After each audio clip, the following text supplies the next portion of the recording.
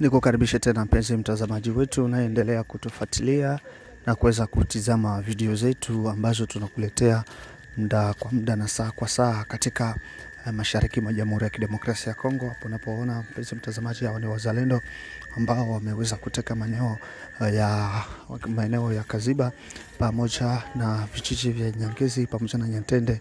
Hapo wanasimama hapo, hao ni wazalendo mpenzi mtazamaji.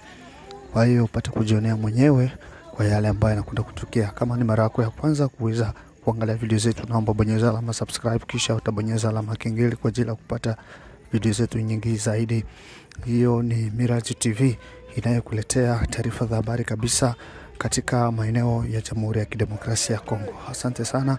Pia kuna kauli ambayo Kabila ameweza kuisema katika lugha ya Kifaransa kifuatana ya kwamba kwa mambo ambayo yanaendelea katika mashariki mwa Jamhuri ya Kidemokrasia ya Kongo, na pia ameweza kuingia katika mji wa Goma kuweza kuingia rasmi kadiri gisi alivyosema katika mtandaoni na katika mtandao wake wa X alivyoongea kwamba Dasiponda ataingia katika nchi yake ya Jamhuri ya Kidemokrasia ya Kongo. Kwa hiyo upate kuona kile ambacho kinakwenda kuendelea basi upunde, na pia upate kusikia yale ambayo amekwenda kuyaongea mwenyewe katika kima chake jemadari huyo ambaye anasumbua sana Kongo, ambaye inaunga waasi wa M23 mkono. Asante sana.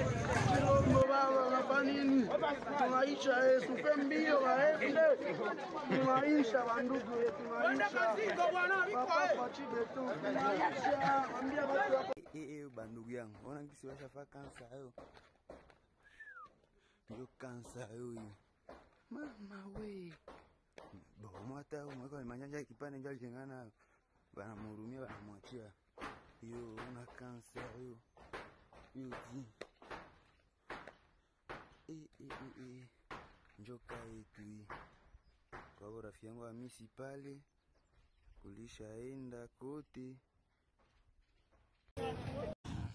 On fait des erreurs dans la vie, elles te rendent plus fort. Et si tu es faible, elles te rendent plus faible. Je crois que je suis plus fort maintenant grâce aux erreurs que nous avons commises.